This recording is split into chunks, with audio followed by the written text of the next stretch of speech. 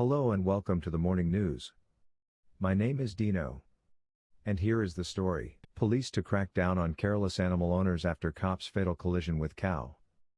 Westmoreland, Jamaica, reacting to the death of 21-year-old Constable Tajay Ebanks, who crashed into a cow along the New Hope Main Road on Sunday night. Animal owners who leave them carelessly to roam the streets can expect pressure from the police.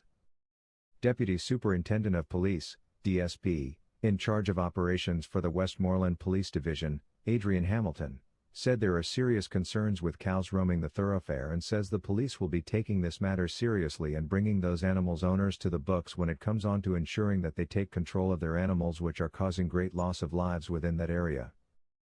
Constable Ebanks was assigned to the traffic department at the Savannah Lamar Police Station, in Westmoreland.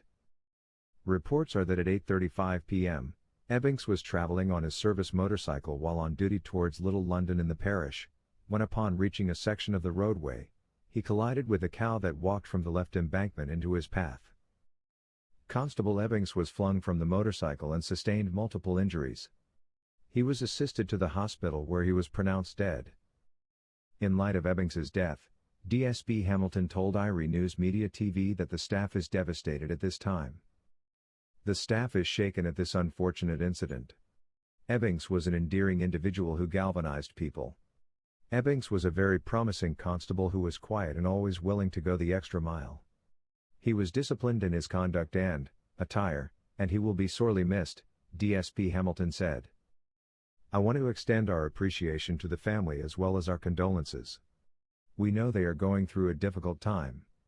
We stand ready and we have engaged the necessary protocols to provide support to the family as well as staff members. He gave Jamaica quality service whilst he served, DSP Hamilton added. Vybz Kartel introduces AI to dancehall in new music video. Embattled entertainer Vybz Kartel, real name Aja Palmer, has made history as the first dancehall artist to DJ as an artificially intelligent character in a music video. The dancehall star's image appears in the music video for the song 16 with Russian and rapper Trippie Redd. Much different from an animated character, artificial intelligence has been part of music videos and the overall music ecosystem for decades. However, in the last 12 months, several language models and image-generated apps like ChatGPT and Midjourney made it easier for creatives to embody true-to-life images, likeness, and even voices.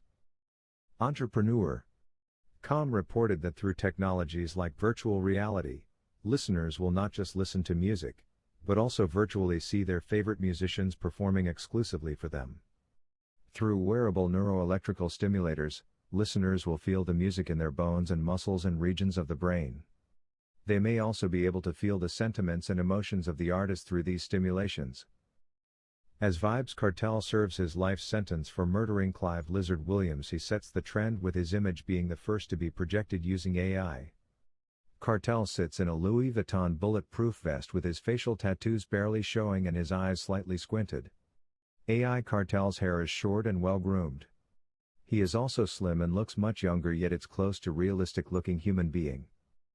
Only slight differences between the AI and an image shared on a Twitter account on Thursday. Will AI replace real artists? Lenford Salmon, cultural advisor to the Minister of Culture in Jamaica, told WMV, artificial intelligence won't just affect reggae music, it will affect all music in Jamaica. I believe it will be some time before technology fully replaces human artistic creativity. But I do believe the day will come. He further recalled, there was a time when calligraphy could only be achieved by artistic geniuses with individual craftsmanship. Now that's gone. The average word processing software gives you scores of fonts, and more sophisticated graphic software gives far more than was thought possible even a few years ago. Music creation could have a similar fate. Look how widely used autotune has become. To the naked eye, it may seem like AI is replacing creativity, but it is indeed adding to the creative process and inspiring creative intelligence. Band member of Funny PPL confirms, every musician will tell you writer's block is real. So I think Watson is a good platform for when you in that rut like I don't know what to write, you can just play a couple notes and it gives you some kind of inspiration and it go a whole other way than you may have thought. Another band member said, it's not like it's gonna make a song for you or make it great if it wasn't great in the first place, but it will definitely give you more seasoning. Other artists, like Duran Duran's Simon Le Bon, are using AI for music videos. Duran told Billboard.com he is using an AI named Huxley. Huxley is a creative AI that's been developed by a bunch of people called nested minds. Really, at the heart of all this is neuroscience. The way the human mind works. And what they've done with Huxley is they've kind of made an approximation of the way that people think thoughts are created inside the human brain. The way Huxley works is they input the lyrics and images of the artists and it dreams of a new reality to make a music video. Explains Le Bon loosely. Coupled and tripled with other technologies such as Lander that can be used to mix and master a track with high quality for less than $10, these are game changers for music creatives in reggae and dancehall.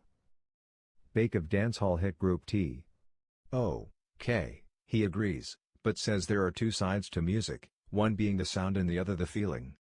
In the sound area, I think it will be quite possible that AI will be used for a lot of commercial projects as a quick solution such as for advertisements and movie scores. On the feeling side, that is where reggae music is built. The unorthodox approach that Jamaicans use in our creativity. I don't think that can be modeled because it isn't predictable or explainable. It's just a feeling. Whatever the future of reggae and dancehall music entails, there will be differences in how it is made and how it will be consumed. There are already speculations by music experts on whether the future will see music totally created by AI. If IBM has their way, this will be a reality sooner than later. Richard Daskas of IBM said he would like to turn what some now call a demo record into a fully composed hit song using AI. All the other major music and music streaming companies have invested heavily in algorithms that enhance their artificial intelligence ability. In 2018, Warner Music Group acquired tech startup Sodatone for the sole purpose of discovering future stars using algorithms. Sodatone developed predictable technology that combines social, streaming, and touring data to help identify unsigned talent, according to Billboard.com. In the same year, Apple also acquired music analytics company Asahi to help them boost their Andre. As more entrepreneurs, researchers and musicians find the need to integrate more AI into the future of music, there may no longer exist a need for Andre and industry connections to get reggae music and artists a global reach. Additionally, simple conversations online may lead record labels toward the next big thing in reggae music.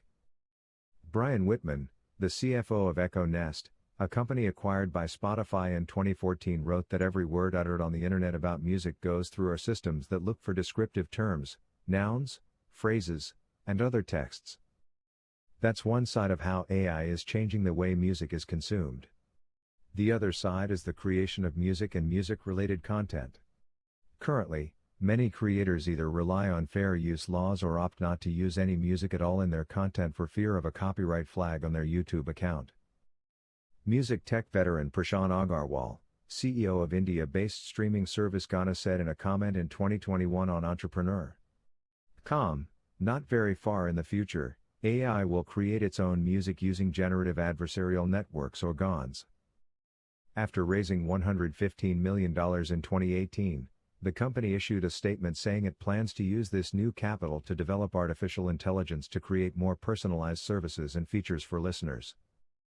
Going by Daskas, Salmon and Agarwal's predictions, to stay relevant and as more artists enter the music space with an urgency to find that elusive hit, artists will turn more and more to artificial intelligence and rely less on their artistic intelligence for commercial appeal. Creative-focused reggae and dancehall artists should not fear AI, however. Instead, they should see it as a willing and able collaborator.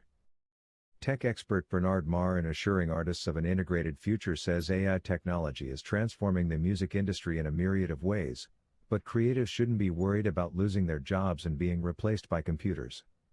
We're still a long way from artificial intelligence being able to create hit songs on their own.